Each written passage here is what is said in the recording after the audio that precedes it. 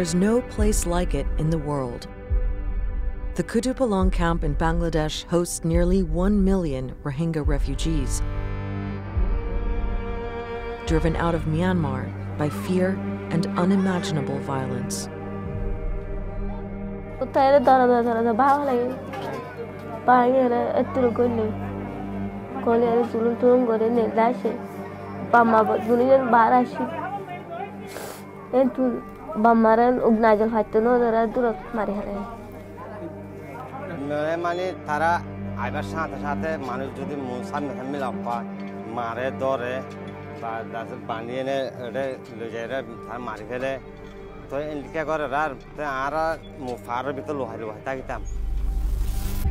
Their stories and images of scorched villages and mass graves have led to serious accusations against Myanmar's military.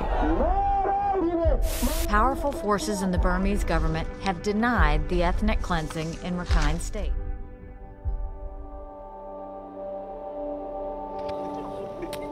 Myanmar says it's ready. The newsmakers obtained footage from Rakhine State of reception areas being built for returning refugees. Temporary camps described as open-air prisons by Human Rights Watch. It's not somewhere the Rohingya are willing to return to. Many are still gripped by fear.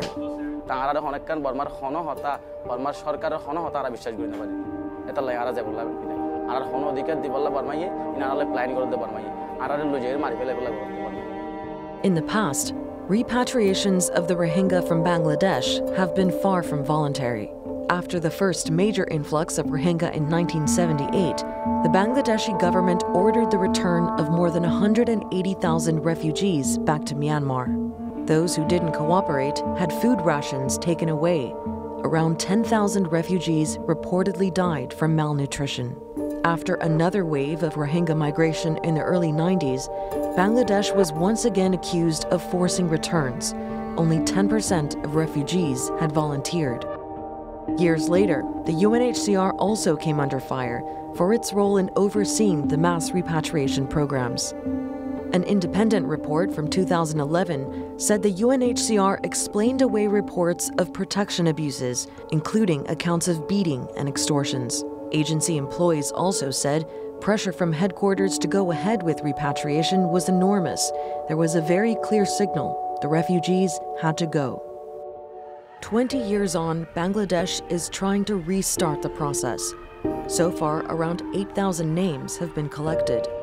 We have to motivate them. They will be better in that place. That's why we need to motivate them. We have a land-hungry country. Already 1 million people added to our population.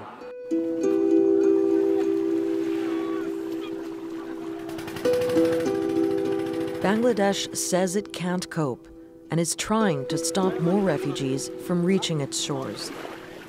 These are the types of fishing boats that fishermen used to use to bring Rohingya refugees from Myanmar back to Bangladesh. Still, they go out fishing every day and they see people waiting to be rescued. Now it's been months since anyone has been able to cross. The Coast Guard are constantly patrolling these waters, and the fishermen here say they're frustrated that they can't help.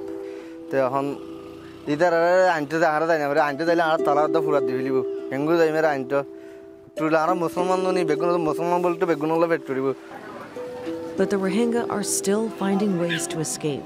Thousands of refugees continue to arrive, and many more are on the way. Sandra Gatman, The Newsmakers, Cox's Bazar.